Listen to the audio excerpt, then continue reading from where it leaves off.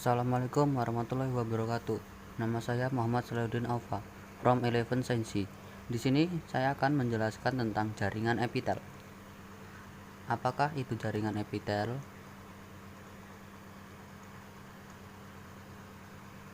Jaringan epitel adalah salah satu tempat jaringan dasar. Lainnya, jaringan penyambung, jaringan otot, jaringan saraf.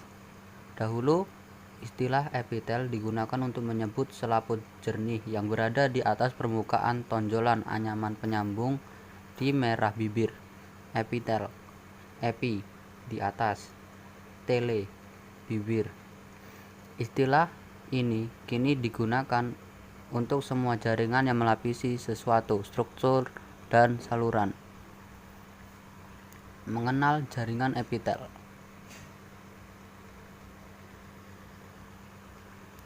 Jaringan epitel, epitelium, disusun oleh sel-sel sejenis yang menutupi atau membalut permukaan luar dan dalam organ tubuh yang berbentuk tubulus, saluran, maupun kavum, rongga.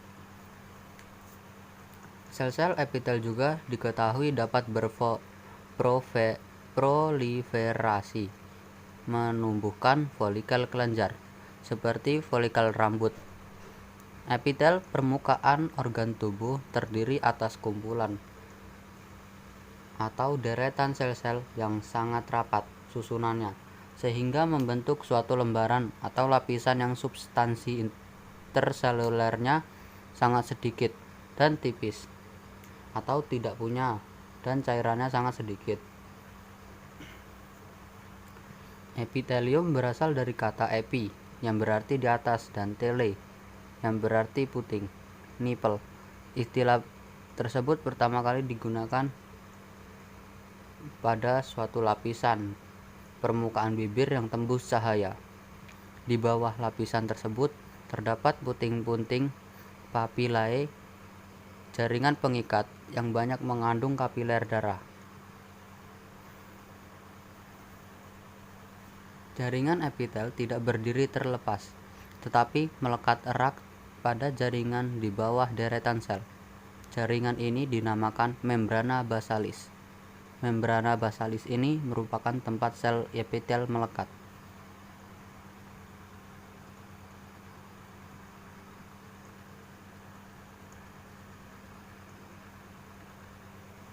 Fungsi jaringan epitel. Pada dasarnya, fungsi jaringan epitel adalah sebagai berikut. 1.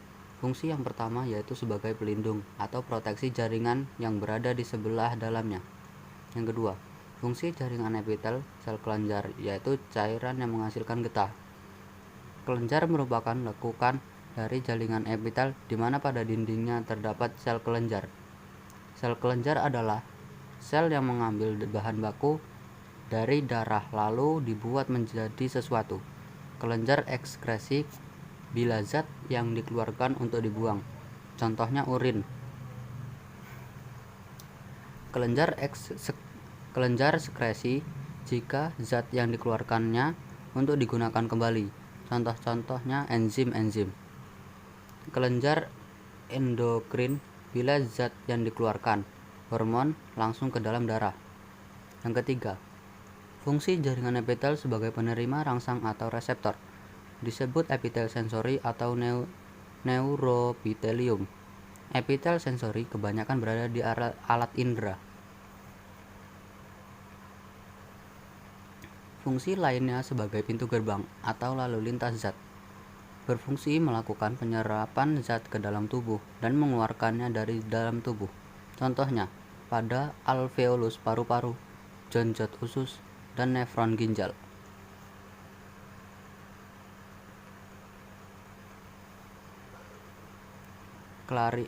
Klasifikasi dan jenis jaringan epitel. Jaringan epitel dapat diklasifikasi menjadi beberapa kelompok berdasarkan atas bentuk dan jumlah lapisan sel-selnya.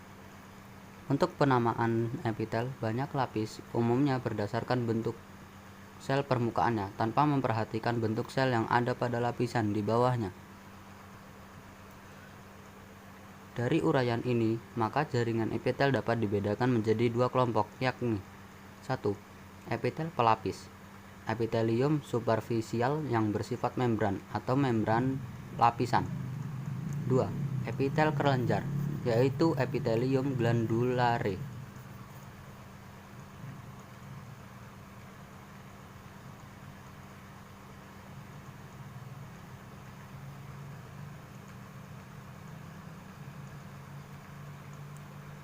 Sementara jenis-jenis jaringan epitel yang dapat dibedakan menjadi dua, yaitu epitel simplex terdiri dari satu lapisan sel dan epitel kompleks tersusun dari atas beberapa lapisan. Epitel simplex berisi epitel pipih selapis, epitel kubus selapis, epitel silinder selapis, epitel silinder selapis bersilia, epitel silindris semu berlapis. Yang kedua, epitel kompleks. Yang pertama, epitel pipih berlapis. Yang kedua, epitel kubus berlapis. Yang ketiga, epitel silinder berlapis. Yang keempat, epitel transisional. Yang kelima, epitel kelenjar eksokrin. Yang terakhir, epitel kelenjar endokrin. Struktur jaringan epitel.